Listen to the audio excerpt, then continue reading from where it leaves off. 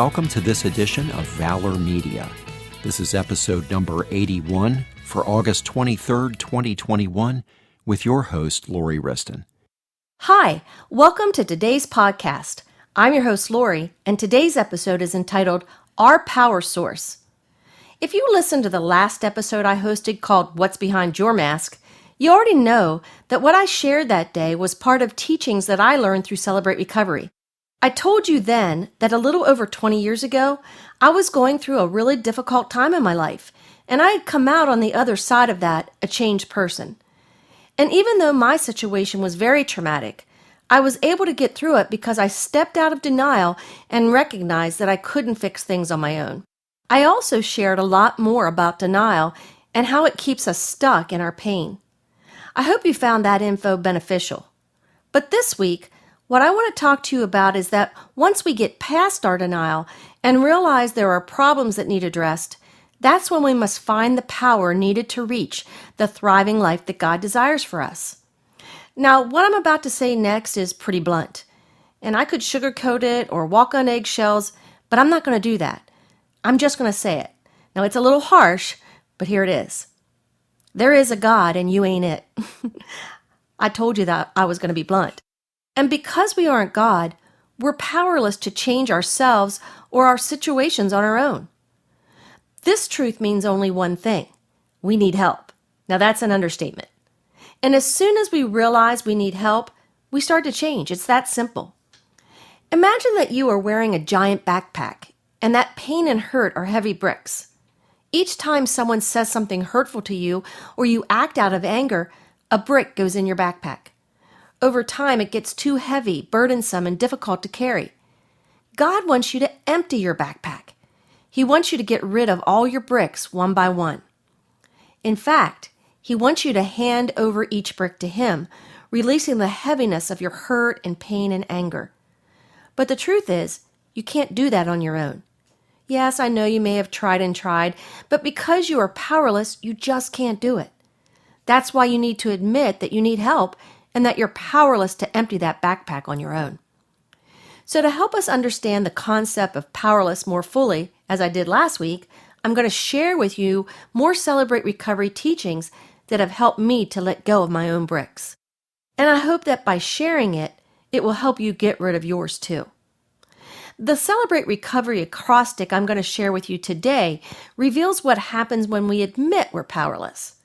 It starts by giving up the things that suck the life out of us, like those bricks of hurt and pain.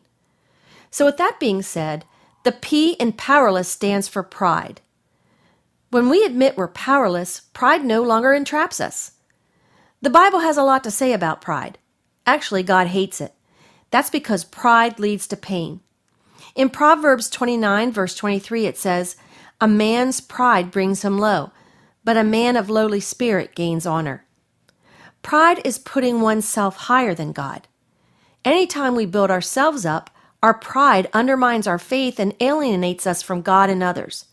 When God is present, there's no room for pride because we see our true selves.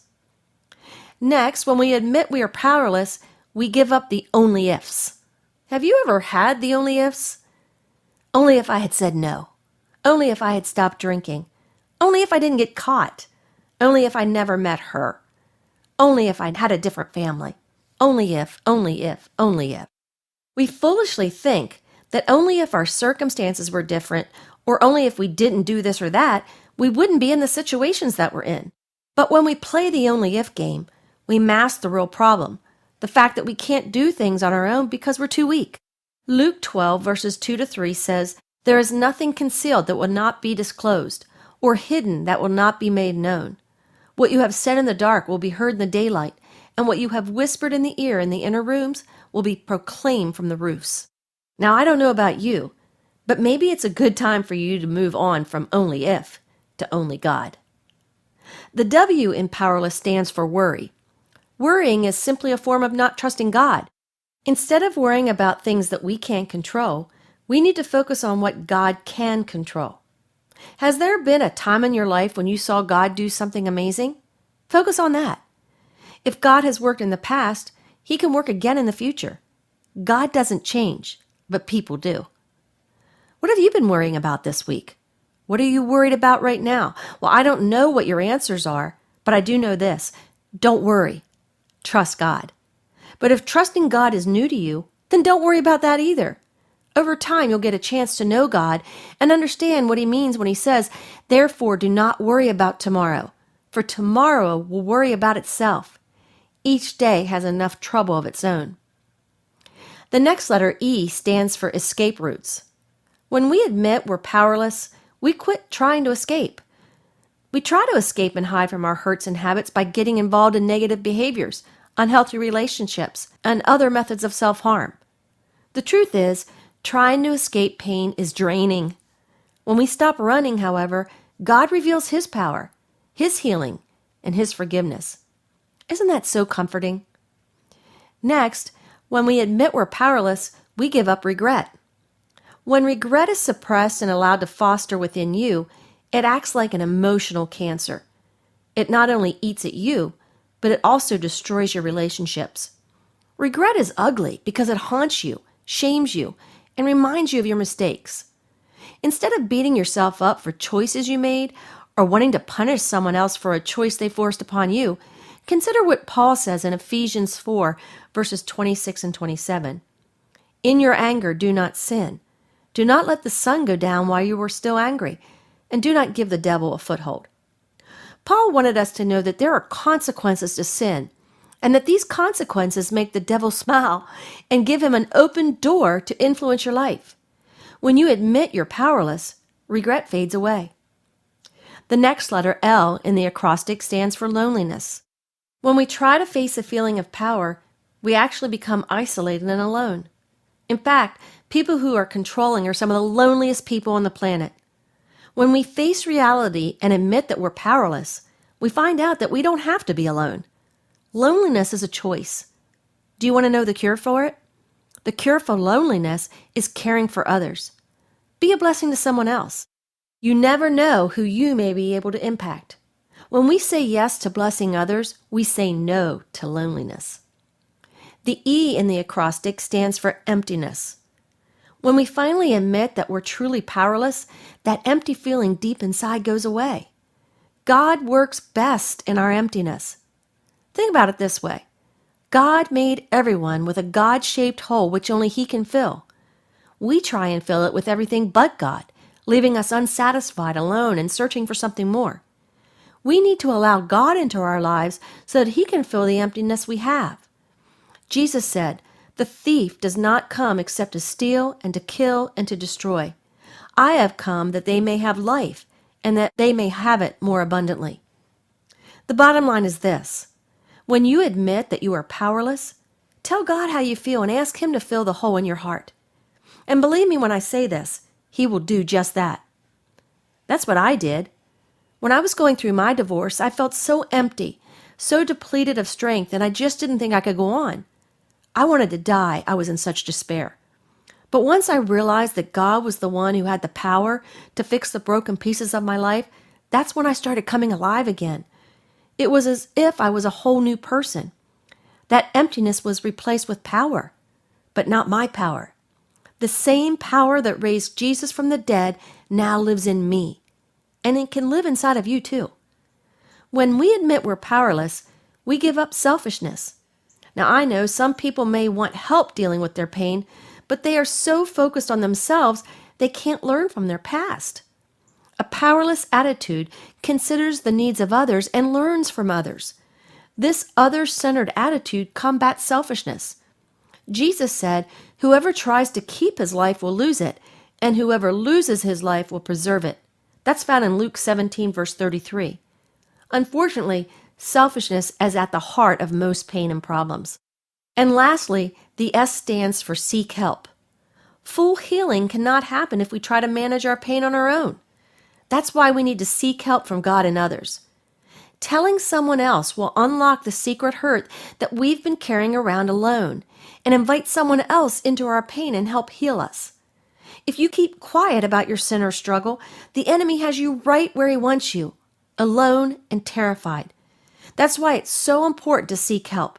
Proverbs 19:20 says, Listen to advice and accept instruction, and in the end, you will be wise. That's a good one. But in order to listen to advice, we have to seek help. Are you ready to seek help? If so, reach out to Valor. It's our mission to provide guidance and instruction to help you thrive. All you have to do is reach out. And once you do, we can put you in contact with one of our team members who will help you plug into a new source of power. And that source of power has a name: Jesus Christ. Just contact us at info@thevalorcenter.org so we can help you develop a plan of action to reach your goals. In the meantime, check out Valor Ministries' 2 life-changing books, You Were Made to Thrive, 7 Strategies to Move You from Crisis to Thriving, and the companion goal-setting workbook. These books are designed to help you start living the life you've always dreamed of. You'll be amazed at what you can achieve once you start putting these strategies into action. You can find more information or purchase them through Amazon in both paperback or Kindle versions. Or you can also find them on www.thevalorcenter.org/products. If you'd like to get up-to-date information about Valor, you can connect with us on our websites at www.thevalorcenter.org or www.valorexcel.com. Or you can find us on Facebook at Valor Ministries or Valor Excel. We'd love to connect with you on social media to inspire you and encourage you on your journey. You can also email us at media@thevalorcenter.org and let us know what topics you'd like us to cover on future podcasts. We want to make sure we're producing content that's relevant for you, so reach out anytime. As always, if this episode's been a blessing to you, would you please like, share, and subscribe to this channel? If you do, you'll help us get the word out about these episodes, which are really designed to provide hope no matter what's going on in your life. Don't forget to tap that little button so you can be alerted to each new episode. You can also financially support us in our efforts. Your generous donations are tax deductible, and they allow us to create even more content designed to help people thrive in both life and business. Just visit www.thevalorcenter.org and click on that donate button to give securely online. Or you can send a check or money order to Valor Ministries, 324 East Antietam Street, Suite 104, Hagerstown, Maryland 21740. I'd like to thank you for spending some time with us today, and I hope you'll come back again for next week's episode. Until then, remember this: you were made to thrive.